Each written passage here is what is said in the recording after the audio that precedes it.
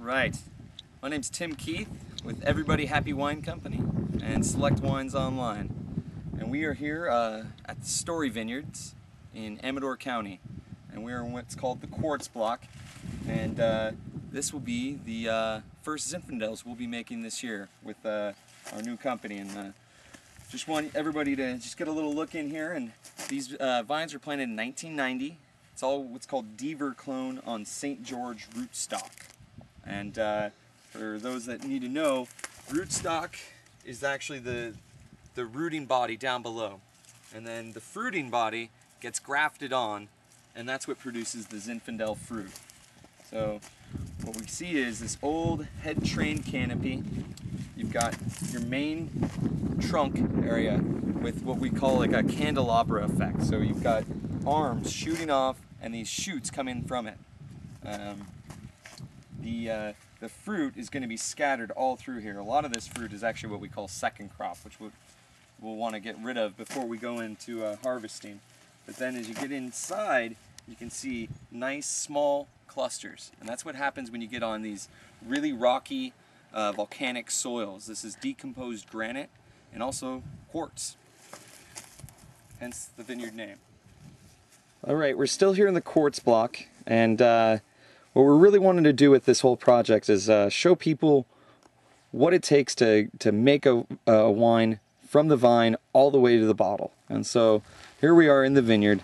It's July 14th, and we're in the process right now where the vine has already come to what we call cluster closure. All right, there you get a good look of the fruit right on the inside. And so this vine in particular is an interesting case because you've got a lot of vegetative growth, and a lot of it actually needs to be thinned out. And so it's a little bit tough to see, but down here at the base, you see all these small shoots coming off. We call those laterals.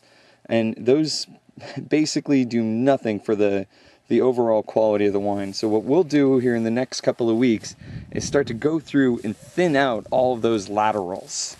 This is a beautiful looking vine though, because it's actually in balance with how much crop is on the vine itself.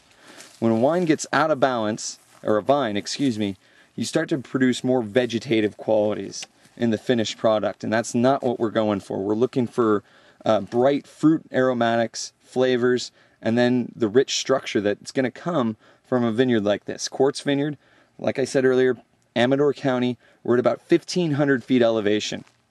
And so that combined with these soils, you produce more density, you actually get smaller fruit. And the purpose of smaller fruit is a skin to volume ratio. One of the major kind of points about winemaking is all the fruit, flavor, aroma, textures, all really come from the skins, not from the juice within the berry, but the skins. And so if you have a smaller berry, you have a greater skin to volume ratio. And that's what we're looking for. And Zinfandel tends to be actually a larger berry size. That's not the case in this vineyard, and that's why we're really excited to make wine off of it, because these berries are just, generally speaking, tiny. To give a kind of a scale, Zinfandel berries can range anywhere from 1.4 to 1.6 grams per berry. These berries, when they're fully ripened, will probably be less than that, probably right around 1.1 to 1.2 grams per berry. So that's what we're looking for. And in the winemaking process, that'll actually come up again when I'm making the wines, because we'll do a process called saignée where we actually intensify that berry size even more. All right, so we're still here in the Quartz Vineyard, and like I was saying earlier, we're going to get through and into these vines and thin out any extra shoot growth that is not needed. So I was just down here at the base of this vine, and we thinned out all this extra green growth that's not going anywhere towards the overall quality of this vine in the future. Now, from that point on, we actually start to move up the canopy, and this entire mass is what we call the canopy. And if you want to follow in closer, we can get a look at really how the vine itself grows. You have 20-year-old vines, and over time and time and time, these arms start to lignify, and so each year you have new wood growth, and then from that new wood growth is what you get your two shoots from. So here we have one arm, and then two shoots, right here and here. And from each shoot, you'll get 2 clusters, roughly. So depending on the amount you want to crop the vine at, you'll either prune off maybe a shoot, you might prune off a cluster, and this is all to get that balance that we're always going to be talking about.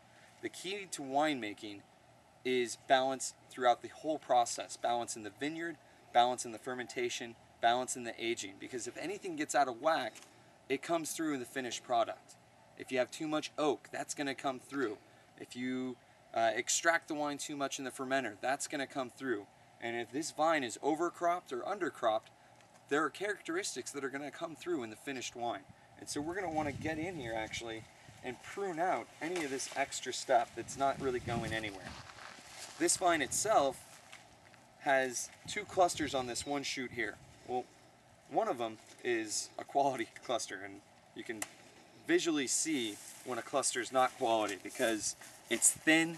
It has what we call shot berries, these guys right in here. So when the fermentation time comes, and if this was to have stayed on the vine and ripened up, all of these larger berries would have become really great fruit. But these little green guys, these little shot berries, would have been these little balls of acid. And depending on the amount of that little balls of acid that you get, you'll actually start to get a disjointed wine, and it won't be the quality that you're looking for. So we're just going to get in there now and prune that out.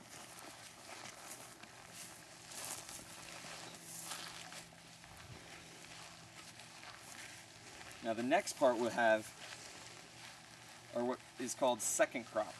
Now, your main clusters are going to form at the base of these green shoots. Well, over time, the vine will start to decide, you know what, I need to start producing more fruit. Because the fruiting body, this stuff, is really what's its reproductive part. And that's actually the idea for these vines. It wants to reproduce.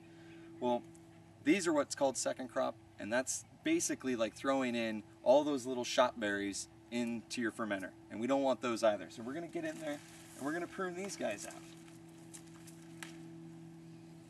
So after all that's said and done, what we hope to be left with is a vine with 2 quality shoots coming from one strong arm with 1 to 2 clusters on each vine.